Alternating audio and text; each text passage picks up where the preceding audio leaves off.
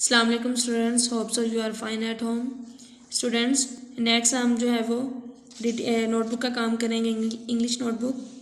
Topic ہے an ice cream. First question ہے what did ڈیور take from the refrigerator. اس کا answer تھا ڈیور ٹوک این آئس کریم کون فرام دا ریفریجریٹر. یہ آپ نے اچھے سے اس کو لرن کرنا ہے دین رائٹ کرنا ہے. نیکسٹ ہے آپ کی first form second form of verbs ہیں. First form second form.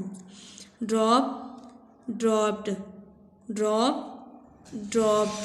Switch switched switch switched.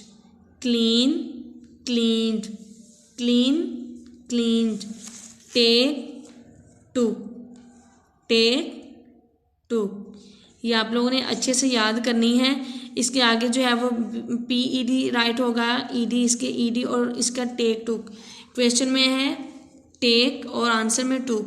یہ آپ لوگوں نے خاص خیال رکھنا ہے اس کا اور آپ نے اس کو اچھے سے یاد کرنا ہے. زبانی یاد کر کے پھر رائٹ کرنے. فارم آف وربس بھی آپ لرن کریں گے دین رائٹ کریں گے. اوکے اللہ حافظ.